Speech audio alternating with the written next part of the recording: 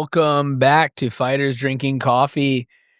Today it's just the two of us. We're gonna talk about some stuff. Just the two of us. Yeah. Remember that song? Oh, I remember that song.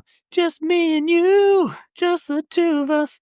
Anyways. But so we're gonna talk about some current events, some stuff going on in the world of jiu-jitsu, and actually, so Scott, you were just at IBJJF Chicago. Whole lot of shit happened there. One, you winning. Yes. So, I mean, that's cool. Yes. We should talk about that.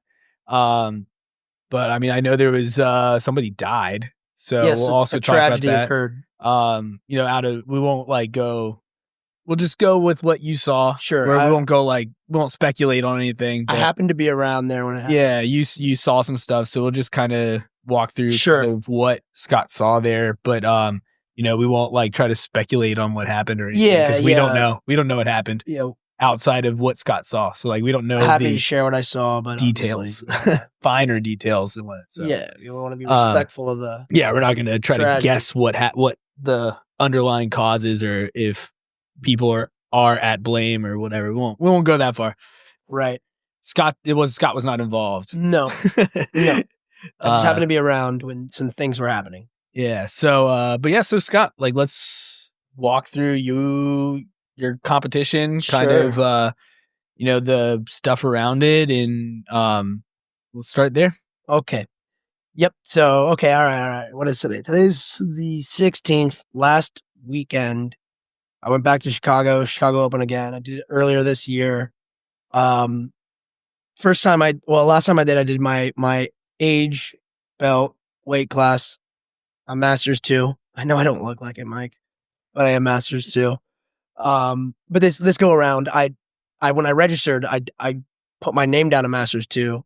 It's my division. I had a really good bracket last time. Some tough competitive guys. So I was like, all right, cool. This is a good division. Chicago's got some talent, some good fighters at that age group. So let's run it back.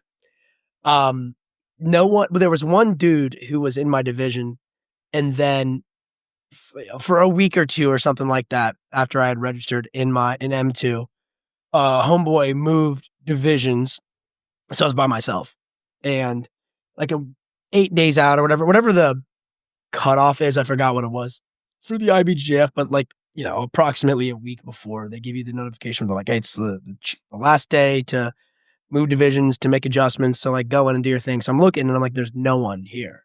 No one in my bracket. So I'm looking around thinking, I thought about going up a division, a weight class rather.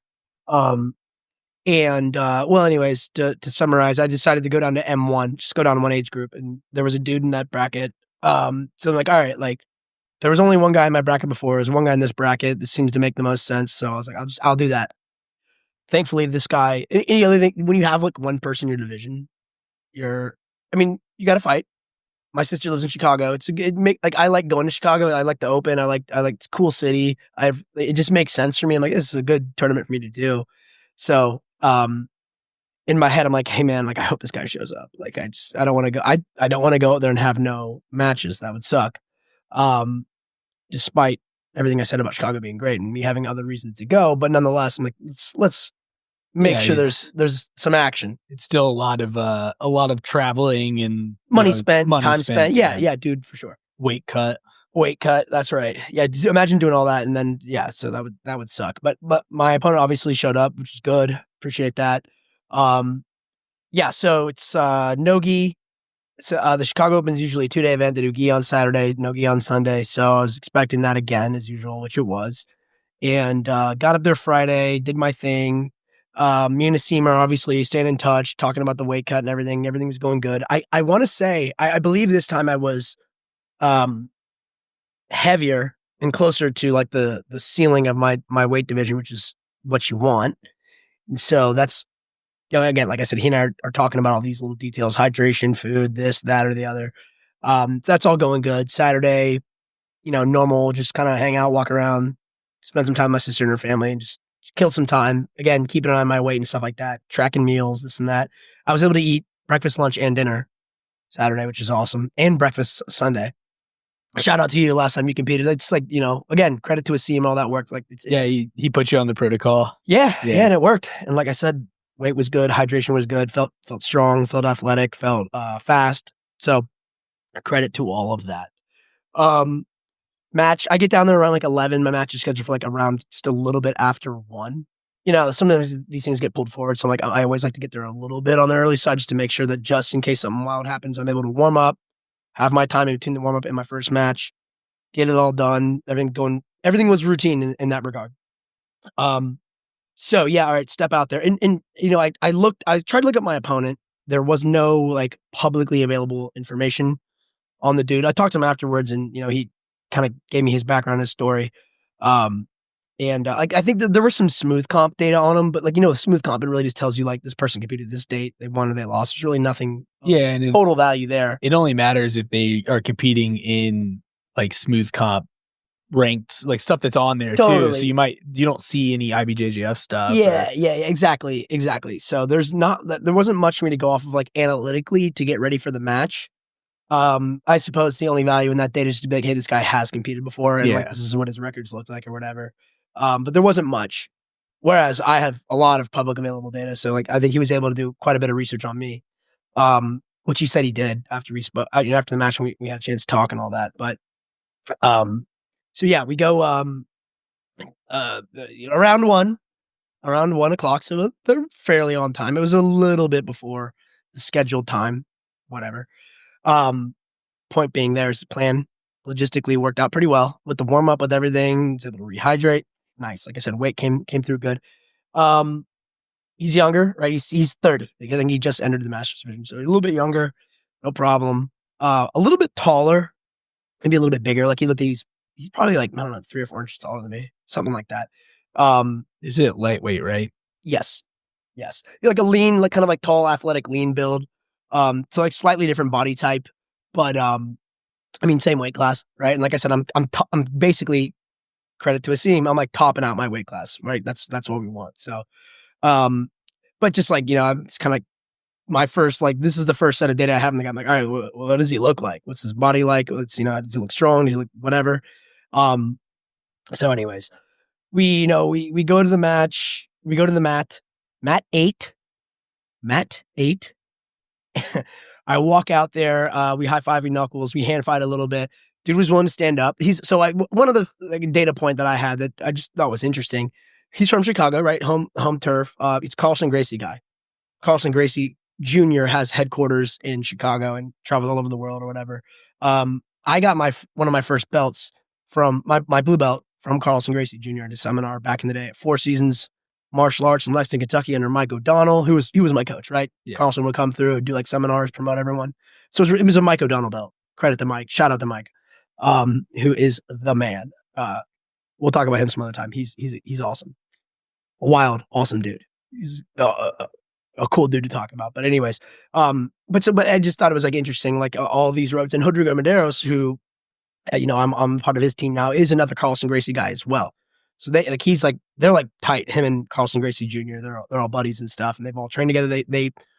They were like the Lions brood that trained under Carlson Sr., who coached Vitor Belfort. Like these guys, Junior, Vitor, Rodrigo, Ricardo. I don't know if it might have been. I think it was Ricardo Almeida, but there's like a bunch of like top tier, like OG early, like Pride UFC fighters who are monsters, really heavy in the jiu-jitsu scene. These guys were like killers back then. Well, that's like where that's like the first branch off where like they were just, everybody was welcome, going hard all the time too, from like the original Gracie stuff. Like for those who don't know, like the different branches, like that was, I mean that's where they were like going after it, versus like private lessons and everything too. Yeah, so, different styles of jiu-jitsu. Like they're famously aggressive. Yeah, more fighter style, because these guys were like basically bred and coached to be like competitors in different sports, right? Well, and he's the pit bull is his is that right? It's a bulldog. Bulldog? Yeah. Cool, right? But yeah, like famously aggressive competitive team. So I just thought it was interesting. I was like, oh, this guy's Carlson Gracie guy. He's probably pretty tough. Like, he might even have like maybe a similar style. Who knows? Because I throughout my years of doing this, I have noticed there are similarities when you go with Carlson Gracie guys. It's just kind of an interesting data point. But yeah, so we lock up. Dude's willing to stand up. I didn't know if he was going to pull. I didn't know what he was going to do there. Whatever. Like, I'm going to do what I'm going to do either way. We hand fight a little bit. Dude's pretty strong. Like, he's got good grips. Moves okay. Like, decent stance. Like, confident on his feet. Was willing to stand and grapple. He was He was trying to make something happen. And in the midst of like our hand fighting, I'm able to shoot in, and I get access to his leg, single leg, drag him to the ground. Cool. All right. So it starts off there. We hit the mat. He's able to establish his guard. I'm in his closed guard for a second. And like I said, like a little bit longer, like a longer build. So he's trying to work some different guard setups.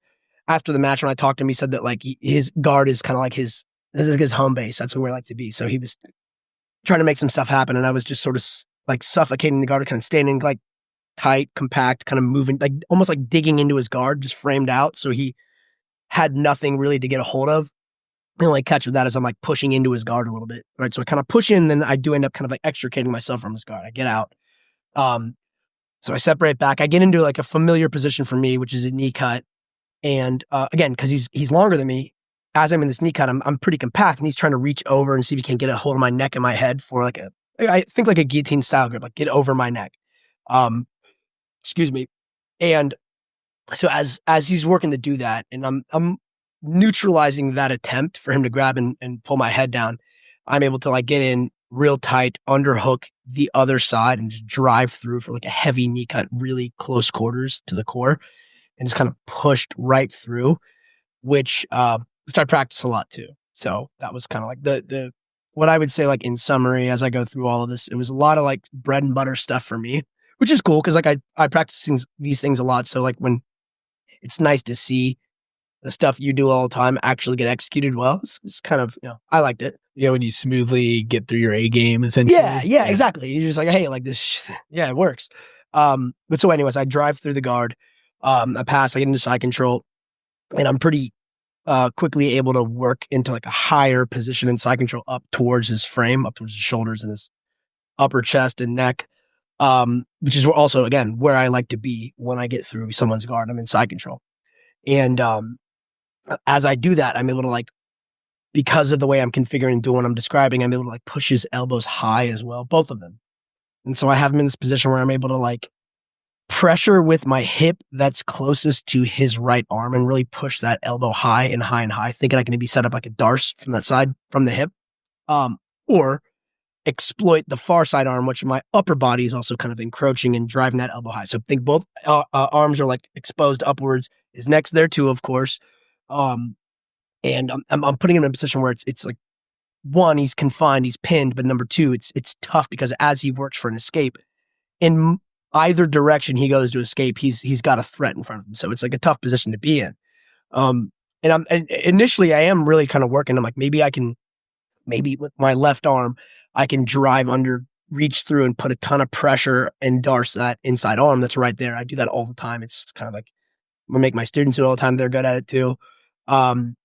He sees that, he defends that side. So then basically as that, he prevents me from doing that. It opens up the access to the far side arm, which my head and my neck are over there kind of pressuring. Like I'm like, really, for all intents and purposes, like if I were to write this down on a piece of paper for people, like I'm forming like a perfect T, like a perpendicular configuration with his upper frame, my core smashing down on like high on the chest and getting close to the chin. And I just walk that way. So both arms are there, but it's like, I'm relatively balanced. So my upper body, my neck and my right arm in this case can fight his far side arm. So there's like a 2-on-1 of it. He's got to deal with my head and my neck and my arm on his left arm. And on his right arm, he's got my left arm and my hip and my lower body putting pressure on that. So there's a 2-on-1 in some form to both limbs. It's a tough position to be in for him, for exactly where I want to be. So anyway, so as he closes off his right side, which like I said, is sort of like my lead off for that attack. I like it because it's my hips. I can just walk there. It's very efficient energy wise because it's just my weight bearing down on it. So I don't have to use a lot of like grip strength or anything to do that. And then with my other side, when that opportunity gets defended, which it did, I was able to launch in and set up a head and arm on the far side. So I just repurposed my left arm. So instead of turning down for the darce, I just turn it up, put some pressure on his neck. Now his hand is caught in there. A little bit longer, right? He's got longer limbs. So like I have actually a really good bite with my head and my ear. around the far side elbow to compress and set up and really leverage the head and arm choke on the far side. That's really well set up, but on the inside, like his hands kind of in the way. So I usually approach that from, and this was my instinct when I'm there. I was like, all right, like I was able to bring my hands, like I got like the head and arm grip, even though his wrists and his palms kind of jammed up in there, right? So I have a good squeeze though. And I'm like, man, like I might be able to just kind of blast through his knuckles here, keep this head and arm, just squeeze right through, and like, I don't know, maybe he taps his hand getting crushed, maybe he taps the arm triangle, I'll just start crushing. And I'm squeezing a little bit there. And I think to myself for a moment there, I'm like, all right, I could either go full clip, like hit the nos and just drive through this head and arm. In hindsight, maybe I could have done that, but in the moment, I was sort of like, you know what, I'm doing really well. I'm on top. He's moving around much. Like he's trying to he's working for his escapes, and I'm able to keep him. As I moved across, right, by the way, I didn't describe this, but I had now stepped over to mount to do this as well. So I'm in mount. I have that head and arm. He's kind of up on he's moved his left side upwards to, just to keep trying to throw my weight around, but it's helping me with my head and arm. And I have that configuration again, hands in there. So I'm in mount now, and I have this, and so I'm thinking, I'm like, you know what, I could hit the nos and really squeeze this. I've got a lot of time to work. We're like maybe 2 minutes into the match. This is a 6-minute match. And I'm working from there, and I'm like, you know what? Like, I don't need to force this right now. Like, I've got time. Why don't I just get like a clean submission when I see it? I've got mount. He's trying to score my mount a couple times, and I can keep it. I feel really confident in position, so no need to rush it. So he's there. And as I said, I'm cranking a little bit, but I decide to I let go of the arm triangle. I keep the head and arm in there. I just let go of my grip, and I'm like, I'll keep pressuring this. Maybe I can make an adjustment here. He kind of tilts the other way, moves that arm. Really more of his hand is freed up now. Okay, so at least that's out of the way. I still have like a bit of a head and arm like extension here. It's kind of like what we drove this morning. I was basically in that like mount position where we're on top, we're squeezing the head and we're like elevating the arm. Yeah. I don't actually have the head and arm choke set up anymore, but I have the isolation. I just have the isolation. So exactly. So I'm like, but I feel good. I'm like, all right, you know what, man? Like I'll keep working. Like I have tons of things in front of me, no problem. We're there. He keeps trying to move around as he should to try to escape. And I just, like I said, I'm able to retain mount. I feel like I'm in control here. I then just basically abandoned controlling his head. And so like my left arm, his head's here, my right arm's here, I've got his arm. So like in my frame, I've got head and arm. I just say, fuck this. I go over to I move his head out of the way and just go straight arm. Now it's 2-on-1, upper body, both my arms, grabbing his arm. And from there, I decide I'm going to attack this arm. I have it extended. I'm like driving my head and my frame, my shoulders through, pushing that arm straight. And because he's a little bit longer, I have more territory on this arm to attack. So this favors me now. I take my left leg, I slide it across his face. I extend down the elbow, inverted armbar, which is another thing for me that like I do it a lot in training. So it's like right off of my mount series. And so it's, again, like I said, bread and butter stuff for me. I drive in, I have a really good grip, right? Like, just below his elbow, there's a ton of pressure. I'm squeezing in, taps out. Cool. Thumbs up, success. Dude tapped out just in time. The arm's not messed up. Arm gets raised, yippee, won the division. Just one match. Good match, good competitor. And, like I said, I was pleased just to go through and do my job, do everything textbook. It worked. We walk off the mat. We talk a little bit. I tell him, hey, Carlson Grace. I kind of like, once we do our job, now we can kind of bro out a little bit. So you're friends now afterwards. Yeah, we're good. Yeah, we're good. The job's over. Yeah, good kid. He's young. What he was telling me was he's competed before. It's been a while. He's trying to get like his get into like the run of doing like black belt circuit, like IBJJF style tournaments. So he's like a little less experienced than me. I'm talking to him, just whatever. When I'm broing out, then maybe we're sharing feedback basically. He's like talking, we were like kind of breaking down the match. He's like, what was going on with X, Y, and Z? And I was answering that, and I asked him a few questions and this and that. We're talking.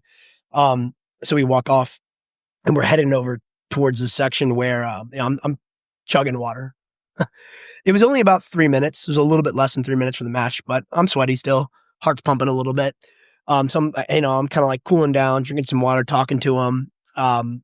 We walk over near where they hand out the medals, and where the podium is, prior to hopping up on the podium. And, so this is where like we're talking, and like one of his teammates comes over, like one of his buddies who was coaching him was just talking, making sure he's like, you doing all right, man? Body feels good, this and that.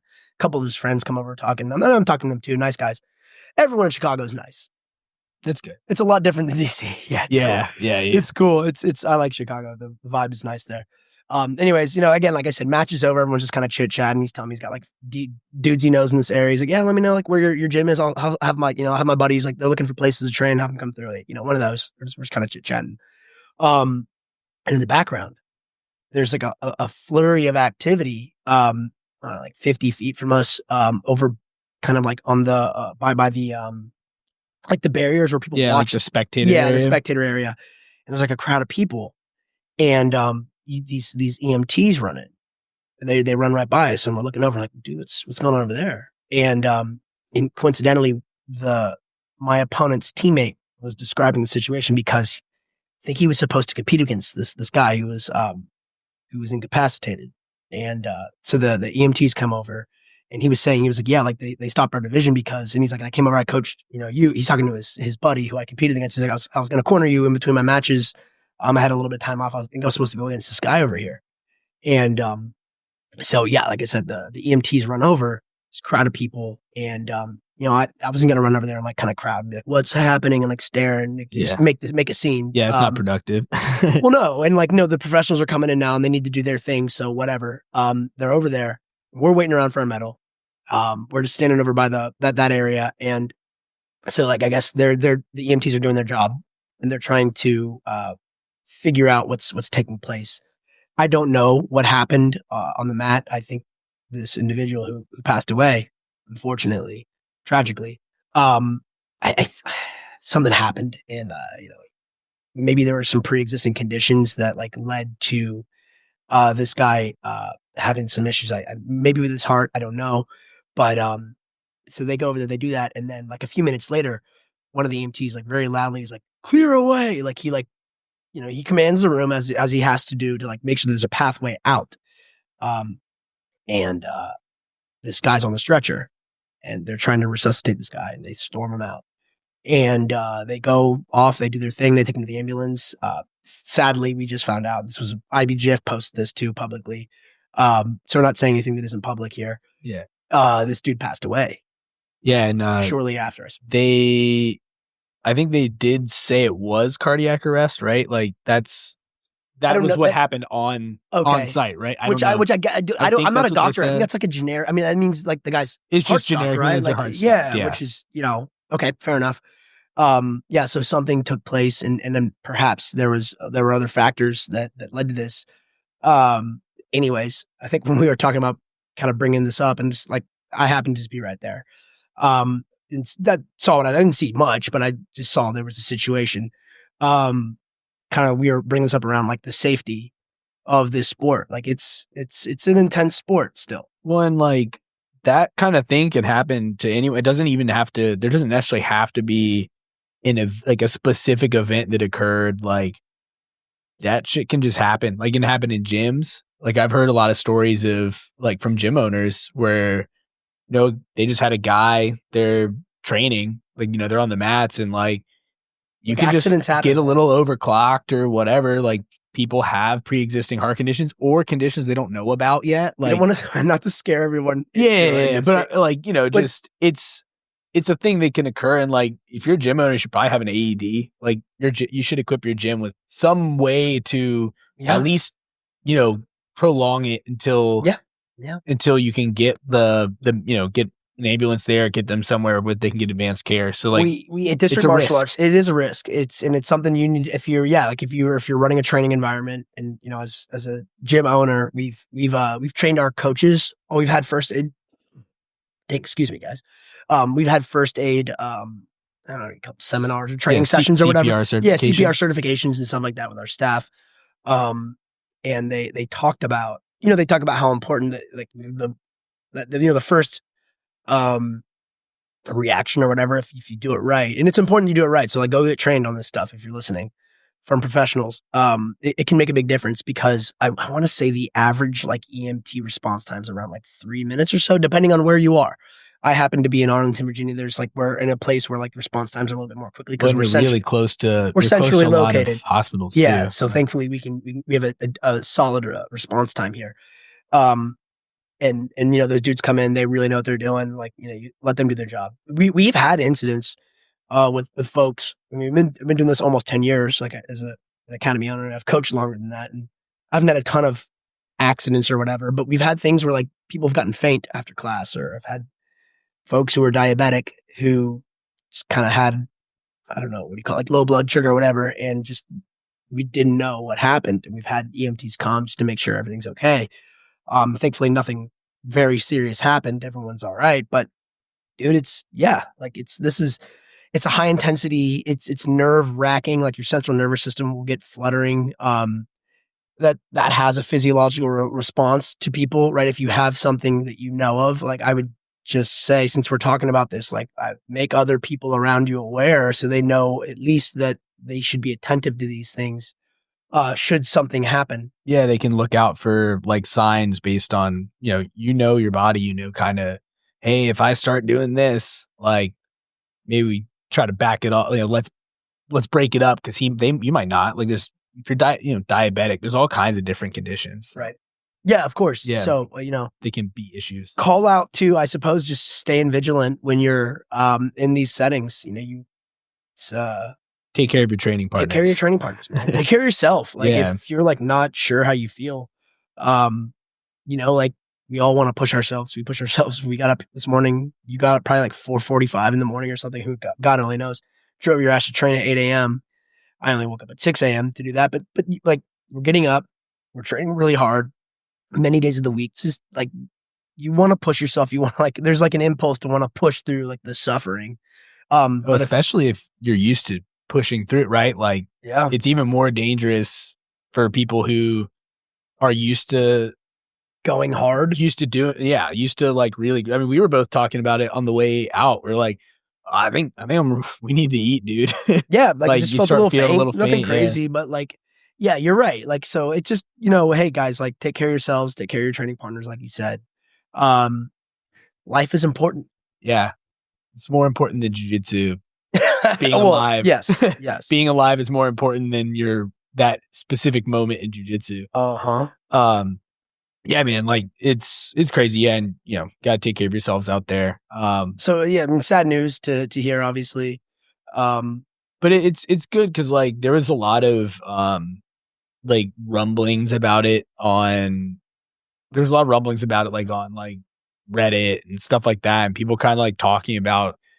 I mean, there's probably there was a lot of undue shade thrown at IBJJF about it. Really? And like, people be like, oh, they just, they should have done better. And like, all this, like, well, I don't know, man. Like, you can only do what you can do. Yeah. Like, I mean, something like there was an incident, a serious incident. They called for an ambulance. Like, what more do you do other than maybe have full on maybe EMTs have them there perhaps staged, but like that's not always. I don't know. That's very easy to say after the fact, right? Because it's not always plausible to have them staged to go especially in like a city, like they got other shit to do too. No, yeah, like, these guys are responding to calls all over. I mean, Chicago's a massive city, man. Yeah, probably a lot of the time when people have EMTs on site, it's usually an off-duty EMT that is working outside of their capacity as an EMT. It's basically they're basically moonlighting for these events, kind of doing this as a private citizen, right. like getting paid. To do like kind of like overtime work. Yeah, they're getting it's contract stuff. Yeah, and they may not have the equipment that like when they're in an ambulance and they're working, and they have an ambulance that's packed full of like more. Yeah, they're not there with their ambulance all the time. Yeah. Like the Virginia Open, there's a couple guys that work it that they're off duty EMTs. Like that's what they are. But it's not like they can just go, they can grab you and throw you in an ambulance because the ambulance isn't there. Right. So they have to respond like any other. Yeah. I'm with you. Yeah. So I mean, that's wild. It'd be great. Saying that. It'd be great, but at the same time, it's not necessarily the most like the logistical answer. It might not be possible or whatever based on wherever they are. Who knows? Or hey, maybe it is possible. Maybe they will do that from now on. I don't know. And or it would be nice for something like this to not ever happen again. Of course.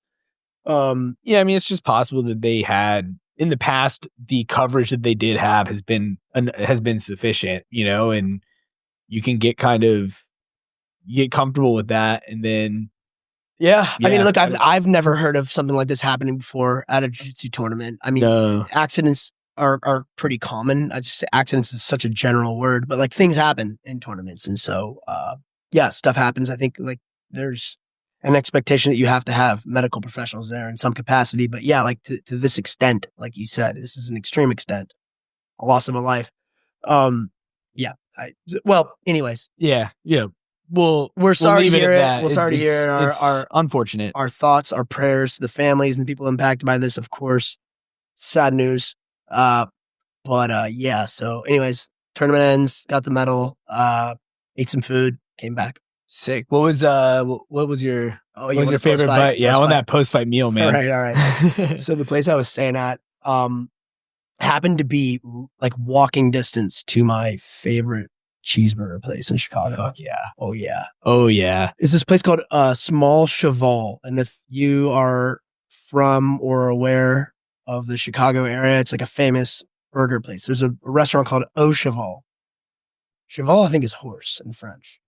Sure. I think it is. We'll roll with it. Whatever. Because at first in my head, I was like, isn't that with cheese? I think O is like with, and then I've been taking Duolingo French for a while. I should know this, but it's like cheval is horse. Whatever. Well, yeah, because but in my head, I was like, chevalier would be, I think that's like cavalier. Yeah, cheval is horse. Yeah, cheval is horse. yeah. Shout out to Duolingo. We'll go with it. Believe us. But at first I was like, I think it means with cheese, but cheese is fromage. Whatever. Yeah. So it's not with cheese. It's like something involving horses. Oh no, was this horse burgers? I don't. Yo, can't rule it out. Horse meat, you get jacked, bro. That'd be kind of nice, right? Thoroughbred meat. Yeah. Dude, Natural TRT. I like allegedly. That. But so I ran over there. This is like around like 3 or 4 in the afternoon. I had like some eggs that morning. I think a little bit of meat, but I needed to eat. So I went down there and hammered a boiga. What I like about so Au Cheval is the name of, like, it's an actual sit down restaurant, which the burger on the menu is the famous burger. And they got so famous for the burger, they opened like at least one like small burger only shop. And the one I go to that I know of was right by my hotel. It's called Small Cheval. So there's the Au Cheval and they have the Small Cheval. I don't know how many locations they have, but this is the one that I've gone to a bunch of times. I run down there. They do like a basic, like almost like it's smash burger-esque. It isn't a smash burger. You get a double cheeseburger. They have like a house sauce, which is obviously awesome. Good, just a straight up American cheese, nice bun, dude. I, of course, add bacon. They have like you can go, it comes with pickles. Love pickles on a burger. I don't need a lot of shit on a burger. Like pickles, cheese, good sauce, some bacon. That's all you really need. Oh yeah. I hammer that thing. And then I had some slices, dude. I ate some pizza. Chicago style. Yeah. Bar pie? Chicago bar pie, like tavern style, or did you get deep dish? Thick, deep dish. Deep dish? Yeah, like the gluttonous. Yeah, I went hard. It's lasagna on crust. Correct. For sure. Yeah. It was awesome. Which spot? Lou Malnati's. Okay, yeah, that's like that's another like famous local one. That's like I always can rely on Lou Malnati's. Well, now we know where we're going, Chicago. That's Dude, there you go. That's Chicago post-fight meals right there. Lou Malnati, by the way, is a little bit similar to it. It's like so similar to Illuminati. Ooh. I think about it every time. Ooh, is there order? Do you think there's some like I don't know, dude. Maybe. Is there a secret back room? Could be, dude. Chicago's like a famous like politics city, dude. Like it's and like there's a lot of power brokers in Chicago. That's where Obama like came the out White of. City. Oh yeah, the White City shit. Oh yeah, dude. Yeah, that guy. It's got a dark edge to the hotel. So maybe there's like some Illuminati ties to Lou Malnati's. A few years after. I mean, I'm sure somewhere ever apprehended. Somewhere on the internet, people will tell you like it could be like a loose conspiracy theory around like making you fat and unhealthy because you probably shouldn't. They developed the food pyramid. Yeah, yeah, exactly. But yeah, so smash some Lou Malnati's. It was great. Illuminati, if you're doing it, you're doing a good job. At least I'll give them credit for that. Like, well, they got to tell you in plain sight. Yeah, they're hiding in plain sight. Yeah. Like that's how they our get friend you. Dallas told us. Yeah, it's like yeah. So they are hiding their gluttonous agenda in plain sight, and boy did I partake. Yeah. But anyways, I came back.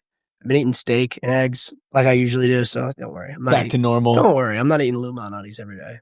Don't worry. Not every day. We don't have it down here. No, but they do ship across the country. Oh yeah, you can buy buy them frozen, yes, right? And I've done that, and they hold up well. You pop it in the oven for a little while. It's nice. Sick. Yeah, I like that. Yeah. So if you're like you just have to satisfy your gluttonous impulses. Like you can do that.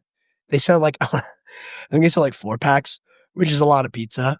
Yeah, it's a lot of pizza. It's a lot of pizza. So it's it'll probably like and it freezes well. Like you can hold on to it for a while and you just pop it out. And you're like, do you have to order it in 4-pack, or can you order one at a time? No, I don't think you can order one at a time because they put them in those frozen trucks. They decided that the 4-pack is the most economical shipment. Well, like, yeah, for sure. Like, what are you gonna like order one $18 pizza and then pay like $30 in shipping? Like, I've never done this, so I have no clue. You should take a look. Giordano's also does it. Also another famous like Chicago pizza place. Also really good. And they have locations all over the country. Giordano's, but they also ship across the country frozen fat ass. Also pizzas. in 4-packs. I think so.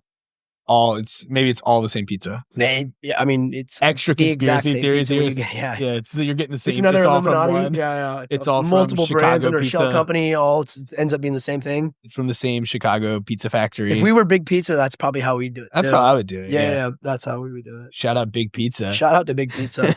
right next to Big Steak. The factories are next to each other. Oh yeah. Corporate offices. Well, speaking of shipping across the country, this is a really hard pivot here. I'm really forcing this pivot. Speaking of shipping across the country, I'm on the edge of my seat. CJI is going to be going on in Vegas. That's across the country. It is. There's a Giordano's on this trip. I was actually going to bring it up, so this is a good segue. There's a Giordano's pizza, CJI, Vegas, Jiu-Jitsu. It all makes sense. It all links. Illuminati. It's all part of the Illuminati. yeah, Illuminati. It's all part of the plan. Whatever.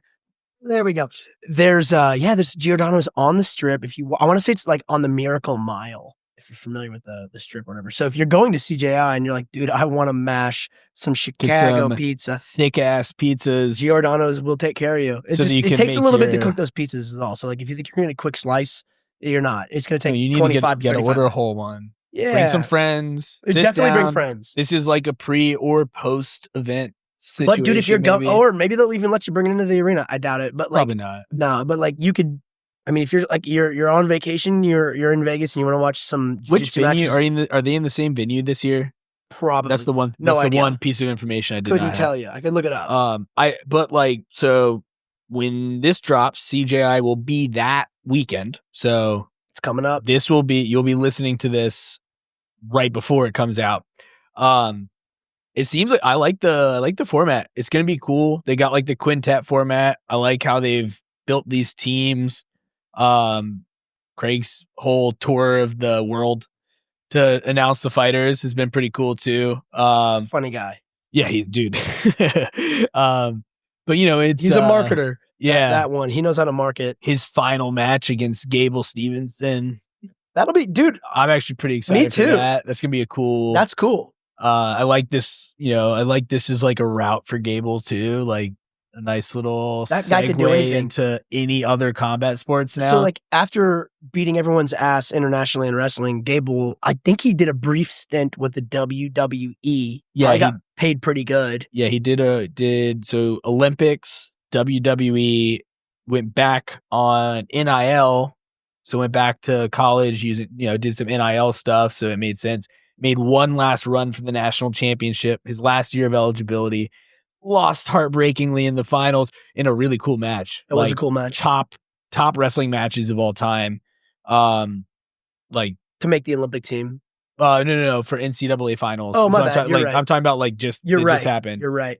In the finals, so that lost in the finals in the NCAA finals. His last year of eligibility to the Air Force Academy guy. Yeah, because that dude was like Captain something or other. Yeah, he looks like a big Captain. He like a Shane style like Captain America with the mustache. Yeah, but I don't think he's.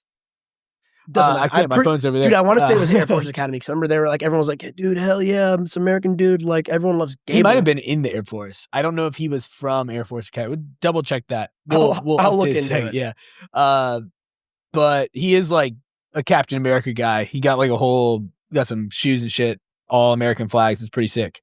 But I mean, it was like it was a big upset too. Wyatt Hendrickson, and you're right, he was an Air Force cadet on ROTC. Yeah, but he wrestled for Oklahoma. Oklahoma, yeah. I was gonna say it's somewhere in the Oklahoma where wrestling is under big.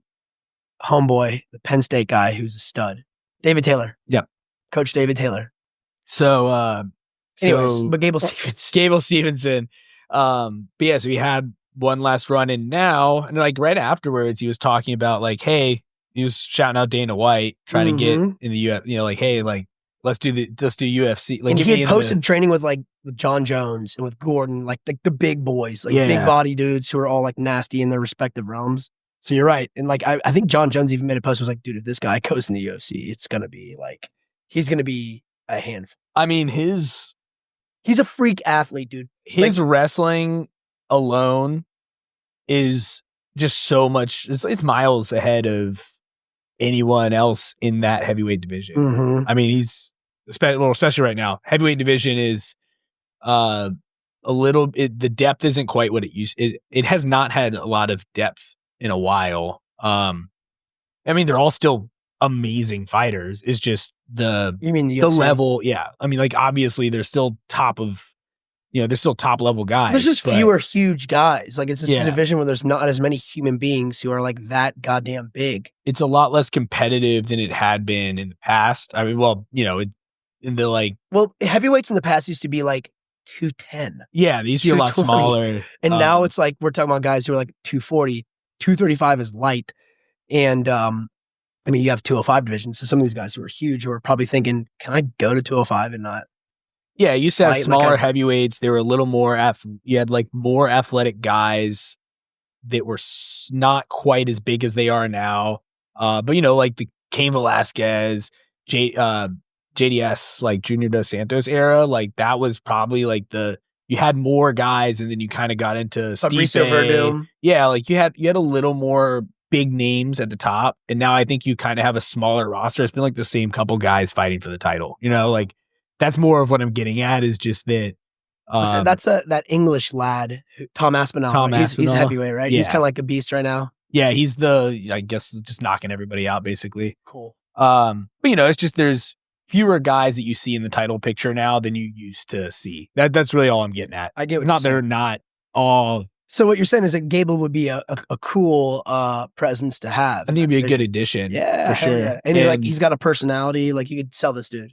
Yeah, and I think also, and that's kind of what I'm getting at, this CJI match is I think that's a good bridge for him, right? Like, to get into, if he can go in there and show that he can do jiu-jitsu style grappling, not just, because there's obviously the wrestling's a really good base for MMA, but if he can show that he can hang with Craig Jones, who's one of the top guys of all time right now, right? Like, second best ever. Yeah. If he can get in there and like, especially win, but just show that he can hang with some of the top dudes in grappling, like that's a big deal for kind of breaking into the combat sports scene more than he already has. And there's some money. And there's money some involved. Damn money involved at CJI, which is exciting.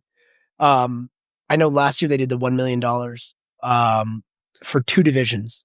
It was like sub 180 and over 180, I think was what they did last year. Whatever the cutoff was. It was it like 70 kilo and 80? It was plus 80 and under minus 80, I think, or something like that. Something like that. Well, there were 2 divisions that peeled off $1 million so there's $2 million in purse, and then all the other athletes got paid, I think, $10,001, so they could get paid $1 more than ADCC. Just to show up. Well, and it last year it competed with ADCC, so yeah, it was on the same weekend. I was watching with friends, dude, and we had a like a 2 TV thing going. We were all, and like UFC also happened to be that night, so we watched UFC, ADCC, and CJI. It was actually awesome, but it was a lot of shit. It was dude, it was wild.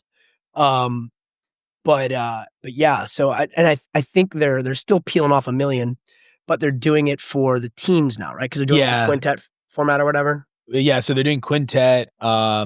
Shoot, how many teams do they have? I feel like there's more than I originally. 6 to 8 or something like that. Yeah, it's a lot of teams. You got New Wave, B Team, Daisy Fresh, American, European, and then Greg, I think, is teaching or running the American one, right? Yeah, Greg Souter is running from our area. Yeah, from the DC area, right across the river here. Right.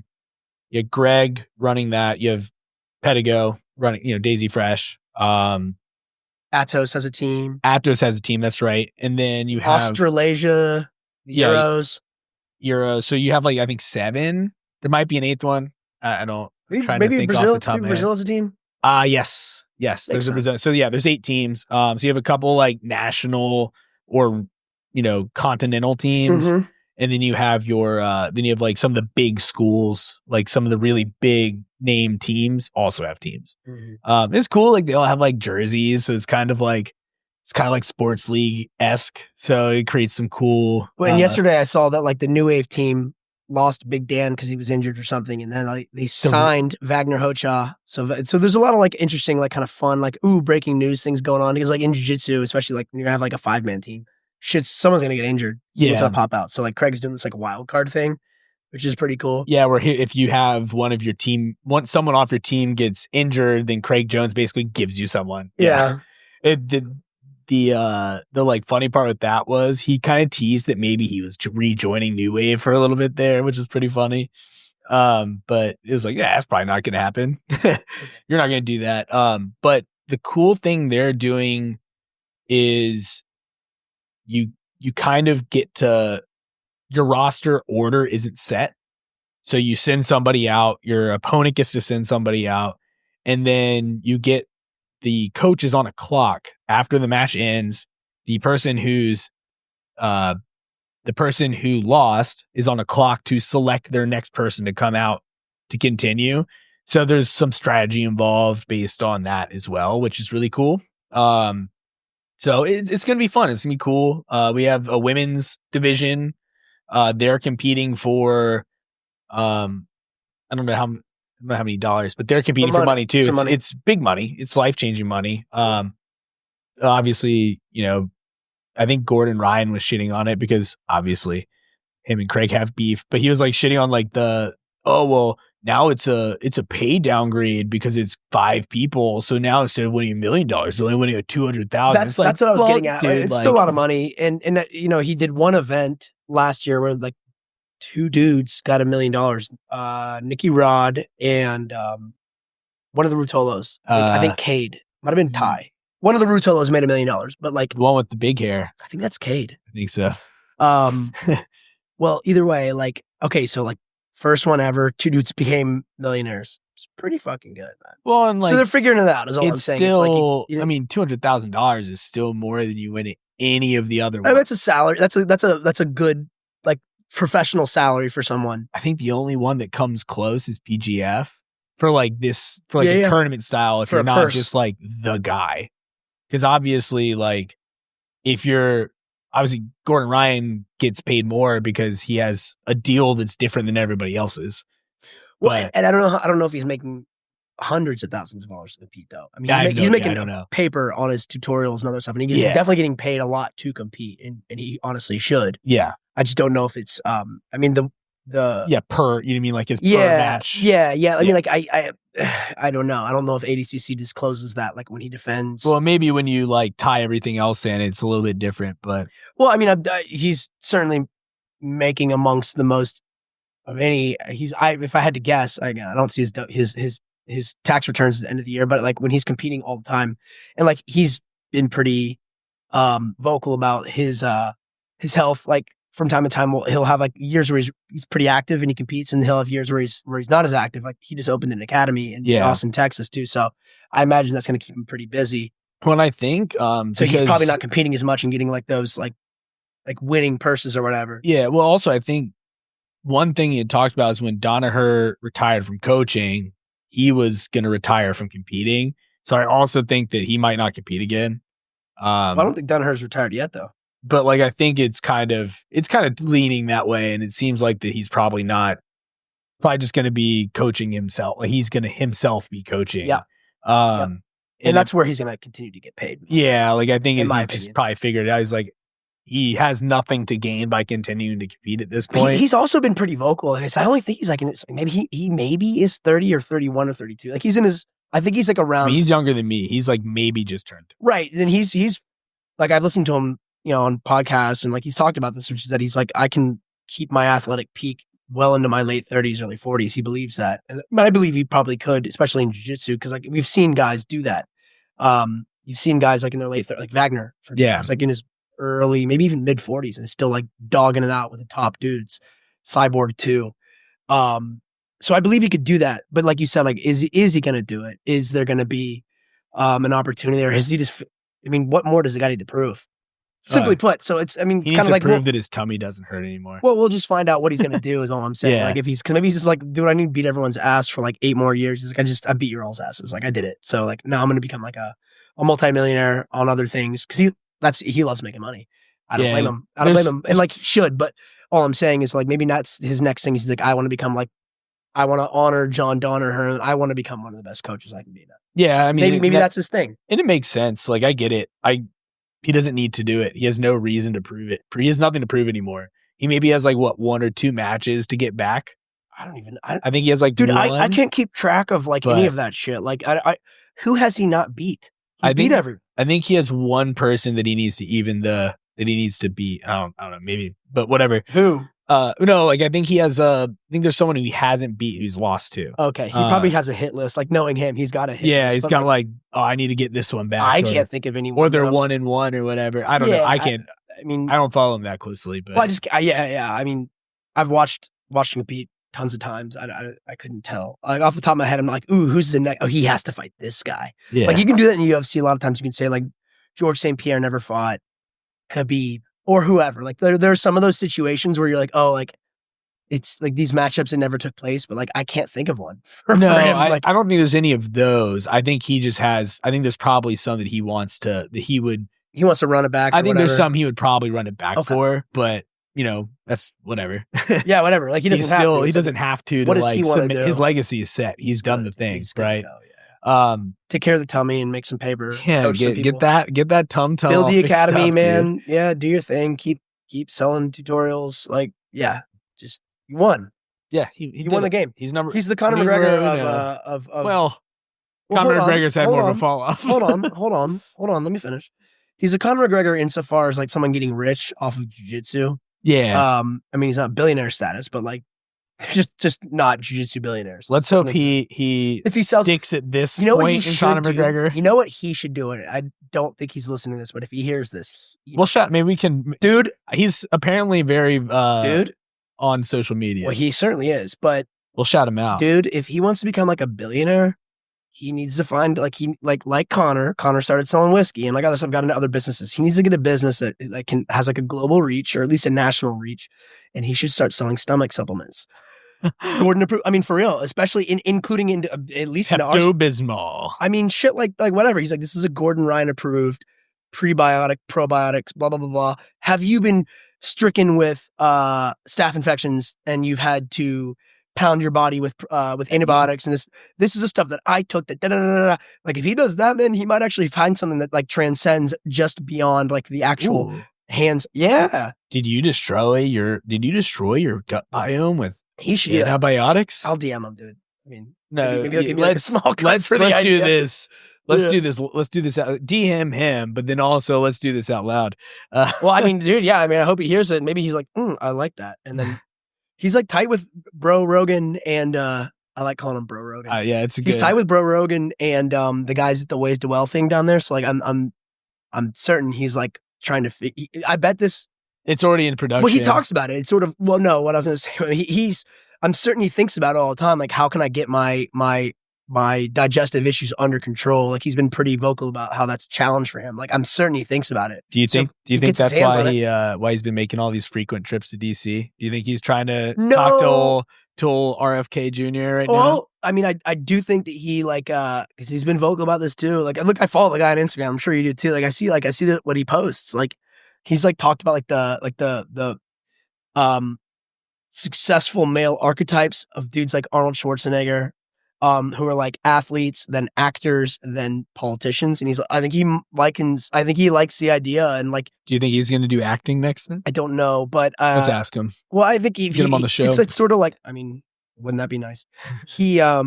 I think he likes to do like the three, like the successful famous men who do 3 things really well. Sports. He likens himself a businessman. So like business, and he's opening a brick and mortar gym, right? So he's getting his hands on like more traditional business there too. He knows how to sell products. Like he's selling millions of dollars worth of tutorials. So that's business too, albeit again, directly maybe a little more related to being an athlete, but nonetheless, he's a coach and businessman with that. So maybe he looks at himself as he's like athlete, businessman, and then one day politics. And with this current administration having very publicly being like into like tough guy stuff. They love like Trump loves the UFC. Dana loves Trump. Like it's just like, because when he goes to DC, it's always like him, Tim Kennedy. Sometimes it's John Jones, George St. Pierre goes there. Conor McGregor's been there. So it's like the UFC dudes, the tough, like the fighter style dudes are like into this. So there's like a certain like husbandry between like the culture of this administration and like that archetype. And I mean, he was invited, I think. I don't know. He has been coming to DC a lot. So yeah, who knows, man? He's been rolling with, I think he's part of like the Tim Kennedy entourage that was they're Austin, Texas guys. Yeah. Like, I mean, they've trained together. Like, yeah, there's a ton of like, overlap and respect and friendship those dudes all have with one another. So yeah. Yeah. Yeah, so CJI. Any ideas? This will tangent a lot. Whatever. Any idea? Do you have like a favorite, like, dude, team wise? It's interesting, man. I mean, obviously, look, like New Wave is nasty, so I wouldn't be surprised. I mean, they're not putting out Gordon. I don't think Gary's doing it. I think a lot of their it's a little broken up. It seems like. Well, I mean, they brought in Wagner, right? He was an outsider, but he might be the most experienced competitor on that team. I haven't looked at the roster. But I wouldn't be like that. But that, just knowing that John Danaher's at the helm there, they're going to have a plan. They're going to have a very smart, well prepared. I mean, they have an incredible training room. Some might say even the best in the world. Like, they're going to be a top contender. Oh, absolutely. Atos dudes are all very experienced. I think they're lighter weight guys. I think it's what's his name? Whatever. Like, I think the bigger dudes in that team, I think are going to have a hard time against the bigger dudes on like a New Wave, for example. You can't really count Atos out, but I think the New Wave roster is a little bit tighter than them. The dark horse team for me, dude. I mean, by the way, I'll be pulling for Greg's team. Yeah, I will be. Like, there's just like the local guys. Yeah, I'll be pulling for those guys. Yeah, it's supposed to be like the Team America. It's like all local boys. But I think, and I don't Elijah know, are both Elijah, okay, so, and Elijah, I want to say is like maybe like 180, 185, like size-wise? Roughly, yeah. Something like that, right? And are both the Corbeys on the team? Yep. All right, so they're lighter, right? So it'll be fascinating to see, like, what I'm saying is they may have like a smaller body type than everyone else out there. Obviously really skilled. So we'll see how that plays out against, like, in size discrepancies. I think the Australasia team, dude. Oh, with yeah. Lachlan Giles, and like they've brought in, like, dude, those are... It's mostly Australian guys. They have like some like sneaky freak, like dangerous dudes on that team. They have and Fabricio Andre, I believe. They have recruited. They have a guy from Japan. I can never remember his name. And like I think he's in 66. Kennard? Something Kennard? Whatever. No, that's definitely not a Japanese name. I'm thinking of Australian, bro. No, but they have a really good team. Like, they have some solid dudes in like the lower weight division. They have a really good like middle and upper. Like, I think you're right. Like, I think they probably have the killers in like the majority of them. Yeah, I think they have a better makeup. But like, also, I mean, you get into, it's like, yeah, New Wave, they're gonna be stacked at the heavier weights. Mm-hmm. Which, like, if they're heavier dude, guys can ride out all five. That's what I'm saying. That might prove to be a strategic advantage. But there's obviously going to be, I think strategy is going to. It'll be interesting. We kind of talked about this when we were talking about like the NGA style, the NGA like trios and quintets. Like, what's the makeup? I mean, I think the team that won, I mean, it was have the best big person. Mm-hmm. I think, right? Like, that was who won the whole thing. I think no, it was Tim's people. They just had really solid. Yeah, they just had really solid people. But there was that. I mean, we saw the person they went against in the finals. It was basically their big person. Like, I don't want to call her a heavyweight because she wasn't. But like, the larger bigger lady. She took out like she was just cleaning out teams. Well, and I think there's something to that, right? Yeah. When you get, because like basically we've described a lot of teams who have. And by the way, I was saying like with Atos, like maybe I'm wrong. Like, they have some bigger guys, but. And they're experienced and skilled guys. Like, I think they're outsider, because he's not an Atos guy, although he's close with Andre Galvao, is Felipe. Mm-hmm. And Felipe, who has been top of the heap for a very long time. I mean, everyone knows he's kind of like, he had like his ups and downs with Gordon and all that, but they had some really competitive matches, and he's huge. Now, he had a hard time with Cade, I think, or Ty Rutolo in ADCC the last go around. So what I'm going to say was, like, I think with the big guy strategy, I mean, he ended up winning that match. I think it was like a split decision, ref's decision, that it went to Felipe. But sort of like the crowd support. Everyone was like amazed that Ty basically just dogged it out and forced him to like kind of like he basically won on being big. Yeah. Kind of laying on him a little bit more, and like he didn't really out jiu-jitsu him. He just kind of survived and happened to be bigger. And I hope I'm not butchering that story, but that was my takeaway. And I watched the match. I remember thinking like, dude, Ty is the man. That was my takeaway from the match. Was like Ty Ruotolo was a man. He didn't win it, but like in my eyes, like in the crowd's eyes, everyone was like, "Yo, this guy rules." Well, I mean, that's what any sort of David and Goliath matchup like that. It's gonna be that's what you're gonna have. But to my point, to devil's advocate against myself, there, like there's still who ended up winning the match. It was the big guy who won the match. So I think like with the big guy strategy, it's like you can take some of these very skilled smaller guys, but just outlast them on like them just not being. Maybe they run circles around you, but like depending on the format of how the matches are won, that might not be enough. Like if they can't submit you. They can't actually finish a guard pass. They can't actually finish a takedown. They can almost do a lot of things, which is exciting to watch. And it makes you excited for the David versus the Goliath. Yeah. But the Goliath wins a lot of times because that's just kind of how it goes. Like you got to actually. Size matters. Well, size matters, and you got to finish. Like if there are points being awarded or if there's like a submission only orientation towards the match. And I think in quintets, you got to submit the guy, right? Yeah, I think that's the idea. That's what it's supposed to be. That's the idea, right? Yeah, that's the ultimate goal. It could end up being that having like a heavy dominant team, they can outlast some of these littler dudes who might be on paper, quote unquote, more skilled, but if they can't seal the deal and overcome the size, but they'd be so skilled that they can overcome the size barrier. Yeah. And if they don't, it's gonna favor the big guy. It's probably gonna come down to when you have those like teams that are more stacked on the smaller end, like have the better competitors that are smaller. It's probably gonna come down to like who you send out. It's gonna be a lot of team strategy. Like, all right, who do we start with? If they send out this person and they win, well, this is who we're gonna send out next. Like, I think a lot of coaching strategy is like it'll be fun to watch, right? Because you're and cool. some of that's gonna be, I think it's gonna be like on the fly. Like they're gonna be making calls as like a football coach. Like you gotta make calls. Like it's not just like, oh, like a lot of jiu-jitsu coaching, like when you show up to a tournament in corner, it's like the work's done. Like coaching is kind of like there's not really a big role necessarily for the coach. You're just there to make sure that like the UFC thing, they don't have to think. Well, and like these guys it's like they either already are capable of doing it or not. And like you can kind of guide a little bit when you coach, but like so much of it is like the work's done as the coach. It's like there to be support. Maybe give them a little guidance before or after in between matches if it's a tournament. Or like in the UFC with like the UFC BJJ thing they're doing now where they have rounds. Like I could see there being like, hey, you need to do X, Y, and Z. Like that gives you that opportunity to get in there and actually do your job a little bit. Start to tell someone to gear shift, make an adjustment. Like that provides, I think that creates an environment where the coach has more value.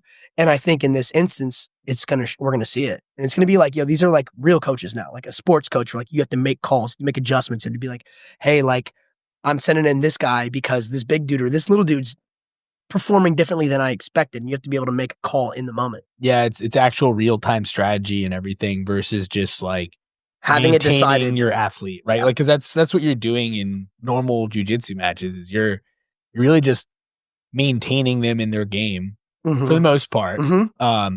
At that point, like in the match. So yeah, for sure. Should be interesting. It's going to be cool. I'm pretty excited for it. I'm going to definitely going to be throwing that on the television. I like that. I mean, that's CJI.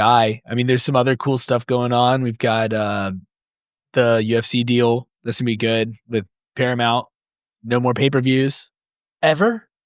So starting next year. Okay. So UFC is gonna be purely on Paramount. So I think there's gonna be matches that are, I think it's on CBS. So there's gonna be like fights, like simulcast on CBS and on Paramount Plus. All numbered cards, everything Paramount Plus included in the subscription.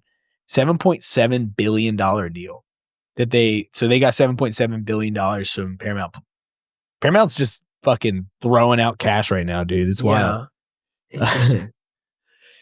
Is Paramount part of that?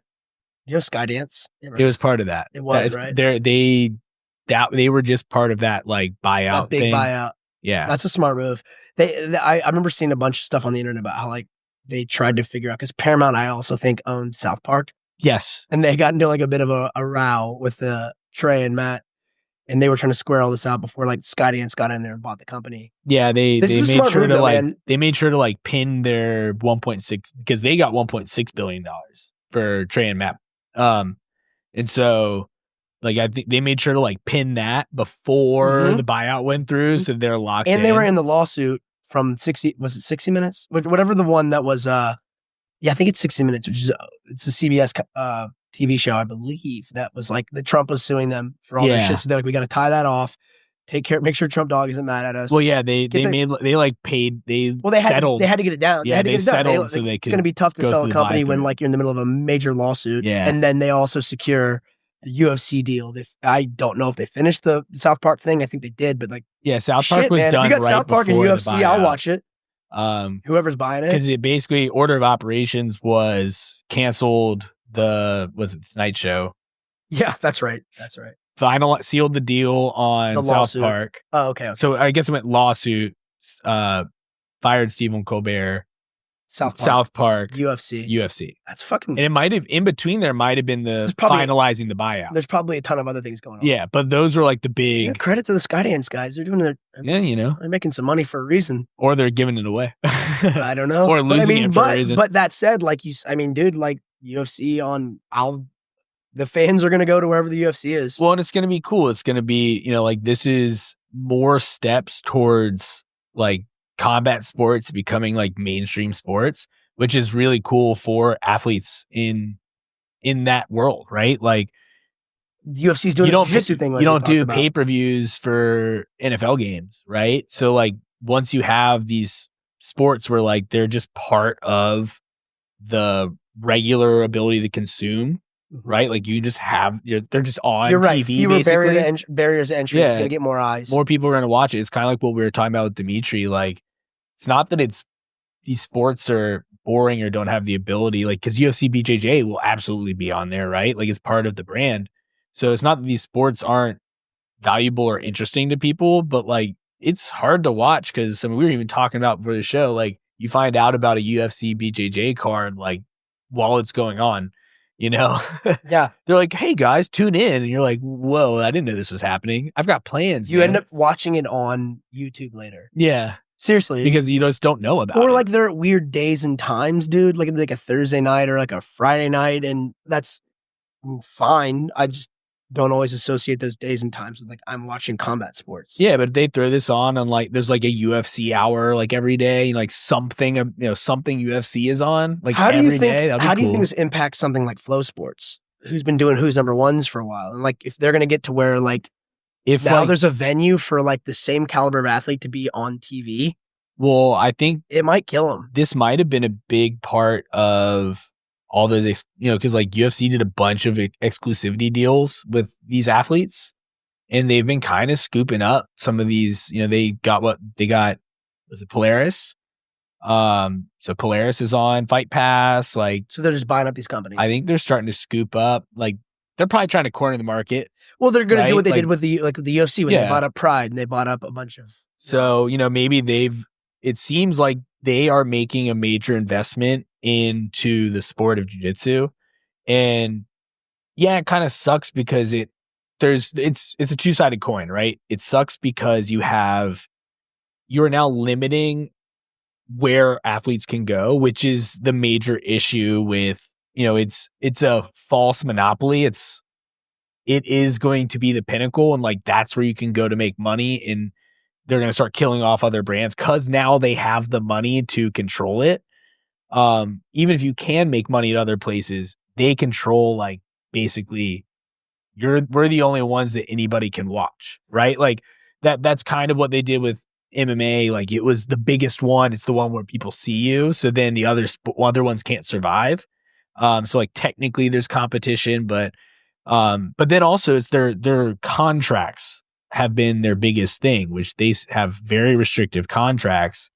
And like Craig Jones was very vocal about this because there's athletes who won't compete in his thing because they just signed with UFC, like Mikey. Tackett's probably. Tackett, yeah, probably. But so all these guys they're going to have to deal with that as far as I'm concerned, because like what the UFC is going to be able to do with these guys is offer them a contract that I'm assuming is compelling enough money-wise that they're like, yeah, we'll be exclusive with you. Well, and they'll make them actual big stars. Yeah. If they want to, which they can. It seems like they want to. Well, that's what I'm saying. It's a really good opportunity. It's just it's a two-sided coin because it could either make the sport grow or it might make it grow, but only in the UFC's vein, and you start to see other stuff die off, which would be bad.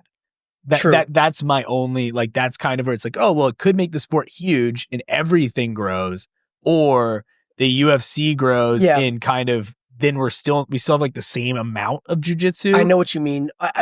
Just to, I guess, devil's advocate a little bit, right? Craig is probably in a tough spot because he basically just launched CJI. Yeah. And now he's going to compete with the UFC. The way I look at that is like the UFC, like what that really applies to is the athletes the UFC signs. And so if they're going to be offering the best exposure, money, and future opportunities for some athletes of a certain caliber, which my guess is going to be just the top athletes in the world, right? By the way, I bet you if that's going to be the case, Gordon's going over there pretty soon. Oh, we'll see. I mean, 100%. Now that we're talking about it, right? Like, where the hell else would he go?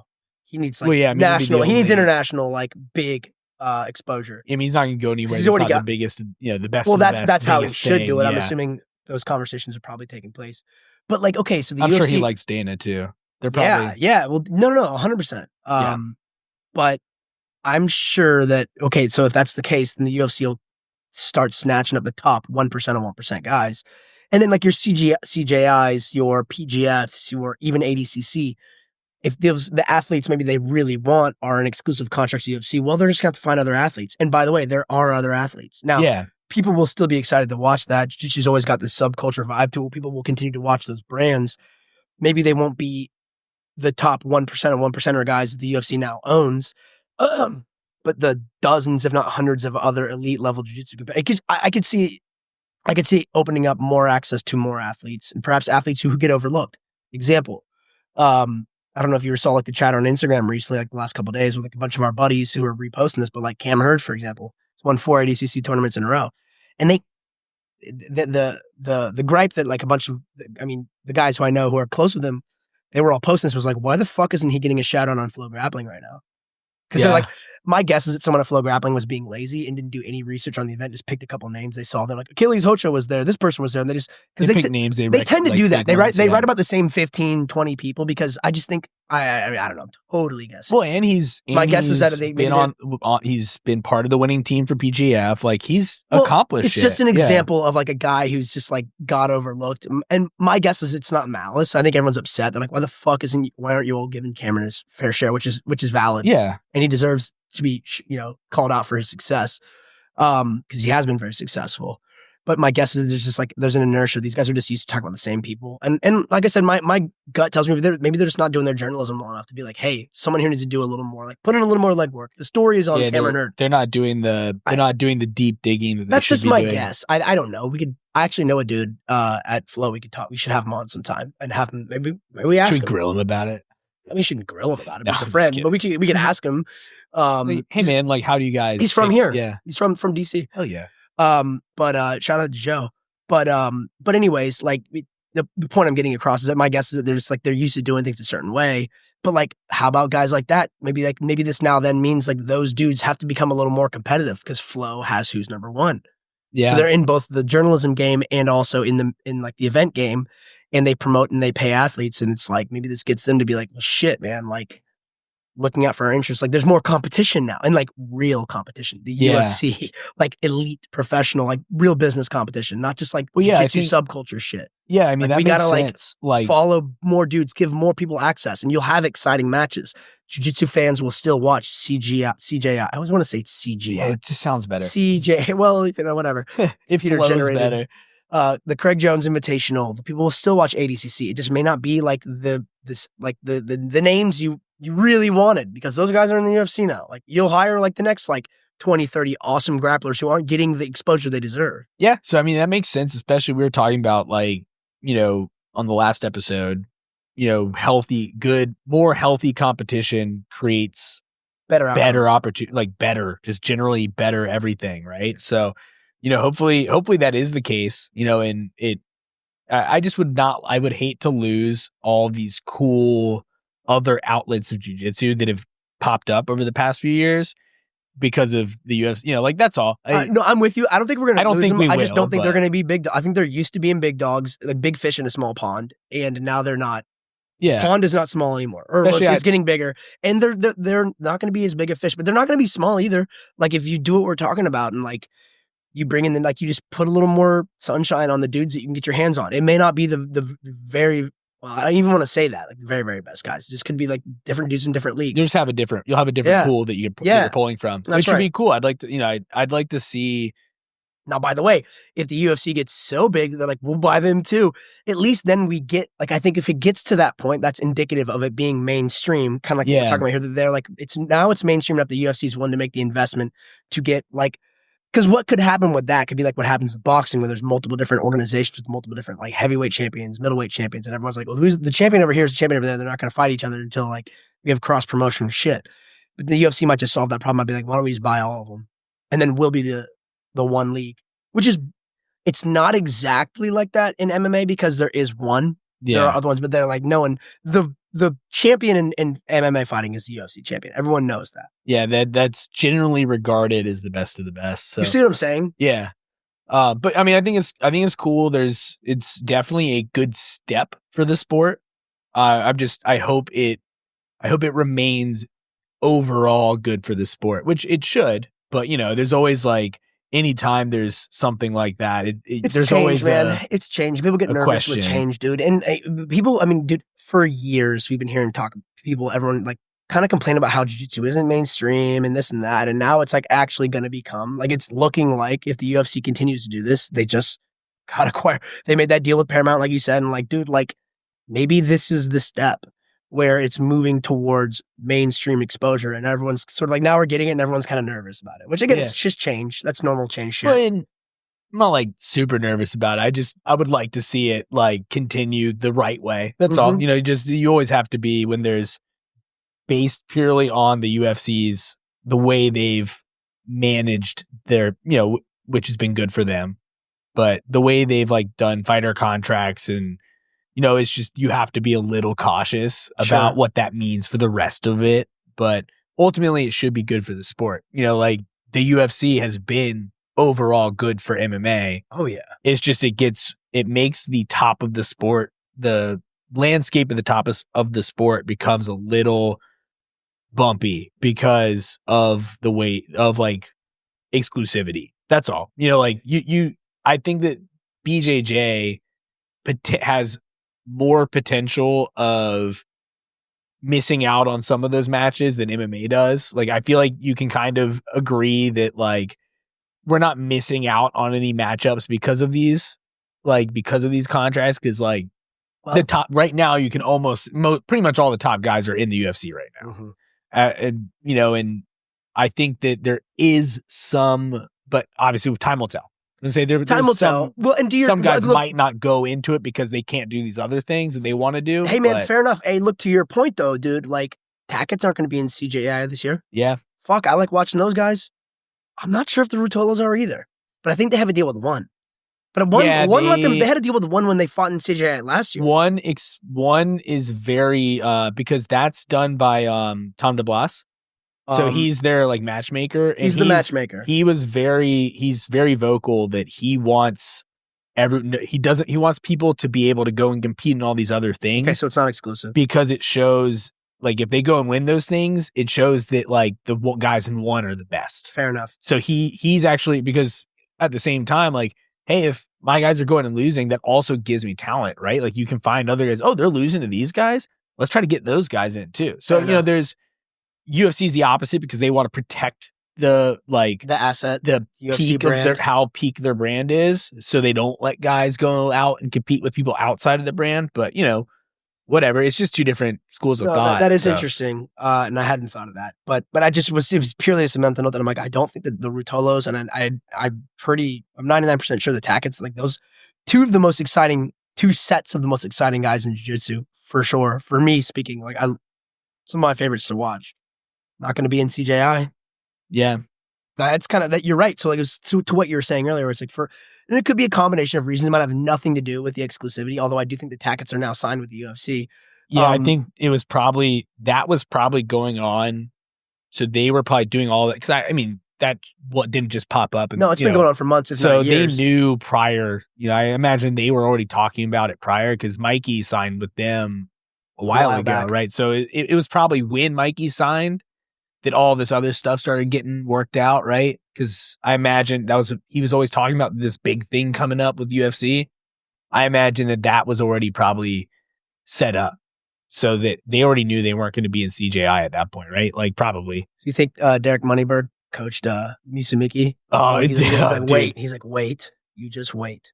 Yeah, I mean, he got his black belt in 3.5 years, man. You know, he's a prodigy. Mikey said he's really smart. He probably is smart. I don't know. I don't know much about the guy. Smart enough to at least get a bunch of guys to validate his black belt at the bare minimum, right? Yeah. So sure. Yeah. That's right. He wears socks, dude, when he rolls. It's wild. Really? Have you seen him? No, I haven't seen him do anything. Not the, check it out. Maybe we'll get into a deeper discussion on it. But like, it's he wears socks. I want you to watch it. Oh, dude. Okay. Watch some of the videos and like let's do some background research on this so we're both in on it. I would admit I'm not super educated on anything about the guy. I do follow him on Instagram. And I've seen posts and stuff, but I don't know anything about him. It seems like a lot of like the posts I see from him are more around like, it's like your general, like kind of like business expert Instagram account. That's like, like scrolling on the internet or scrolling on Instagram is not how you make it's like a lot of like slogan-y type of things for like productivity and like you got to work hard. Like it's like this your standard like business like meme account sort of thing with his name and his brand on it. So I don't know anything about the guy other than I've seen him. He's talked to a bunch of dudes like elite jiu-jitsu players. Don't know. Yeah. So more to come on. We'll talk about that because I think I also have to do some research. It's pretty fun before we like start deep diving because we're a little far into the episode to like to set the stage. Sure. I mean, I wouldn't even know where to set the stage. Other than I've heard of. Well, I would set it, but at this point, it's just maybe like, another time to describe it. Yeah, fair enough. I mean, he got his black belt fast. There was controversy to that. He's likened himself on Instagram to being like some big baller, rich guy, smart guy, businessman, successful type. So it's like I think people are getting a little bit of heartburn with like this rich guy. Seems like he paid for a belt. I think know. that's like that's the general background. That's the controversy, right? That's the controversy. But he's also like, but his also part of his thing is he just is selling that he's like smarter and like more efficient than everyone. Thus the business expertise thing. So has he applied that to jiu-jitsu? Ooh, questions out there. We don't know. We'll have to research and come back. Sweet Moneyberg rash guards. Does he? They're not sweet, but yes, he has. I'd be surprised if he didn't have rash guards. He made rash guards. Okay. But yeah, so we're up on time because like otherwise this will turn into a 2-hour long episode. I'm with you. So we'll wrap it here. But so yeah, so thank you guys. If you guys have any thoughts, like we'd actually like to hear some thoughts on what you guys think is jiu-jitsu turning mainstream. So like hit us comments, throw those in the comments, throw those in the Discord. For those of you guys that aren't in the Discord, you can join that. We have I'll have a link in the show notes for that. Also follow on our Instagram at Fighters Drinking Coffee. You can also follow Scott and I individually, but follow all of it. Follow everything. At Get Sudsy and it's at Scott Dance BJJ. So come find us. We post things sometimes.